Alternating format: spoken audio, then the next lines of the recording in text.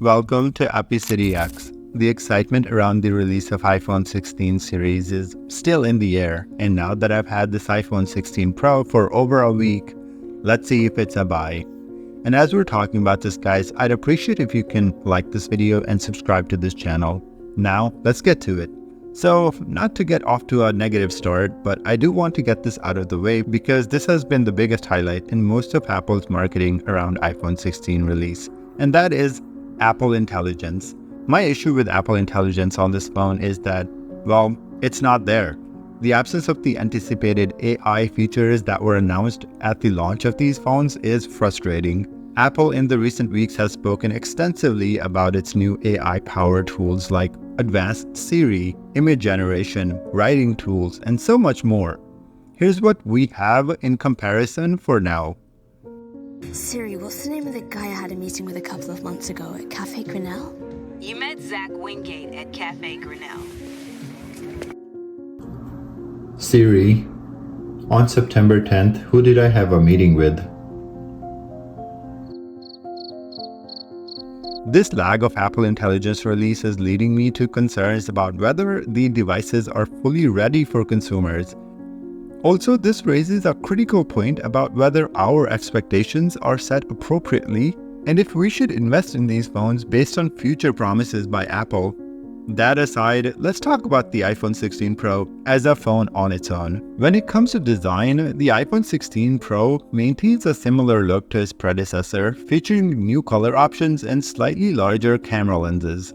I have here the Desert Titanium, which I actually do really like. The color is so beautifully complemented by the phone sides, which are much more like solid gold.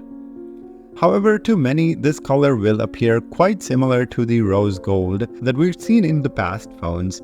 The addition of the action button and the camera control button introduced new functionalities. We've already seen the action button in action, no pun intended, in the previous models of the Pro phones, so I won't delve into that much.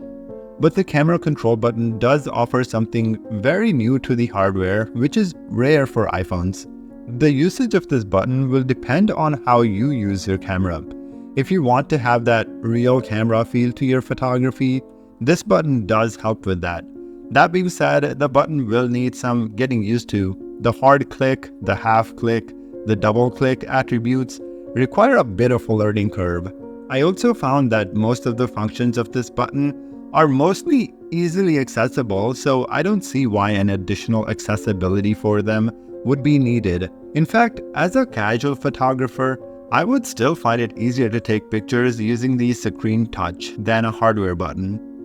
Perhaps in the future, we'll see third-party apps making this button more useful, but for now, this button is for a niche audience. The Pro models have also seen slight increases in size to accommodate bigger batteries. Yet the overall design continues to echo the classic iPhone aesthetic that we've all come to love. Speaking of battery, Apple has rolled out larger batteries in this new lineup, but I didn't find the battery life to have drastically changed compared to the previous models.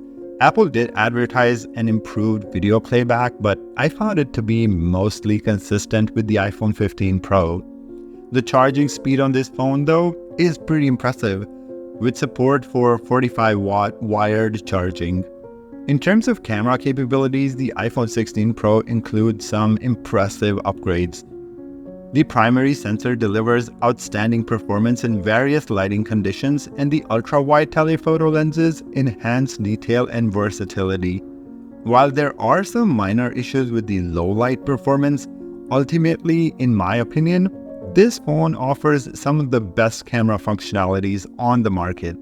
What is even more impressive is the high-quality video recording features, including the ability to shoot in 4K at 120 FPS, making it easy for users to create professional-level content.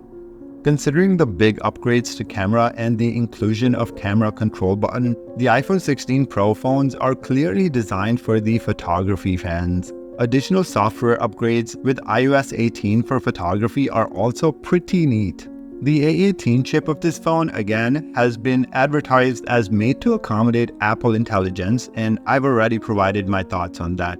But as it stands, most people use their phones generally browsing or scrolling, where the enhanced performance is not noticeable.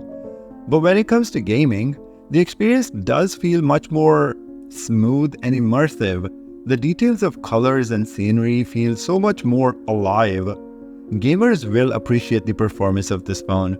In wrapping up, I would encourage you to reflect on your current phones before making an upgrade decision.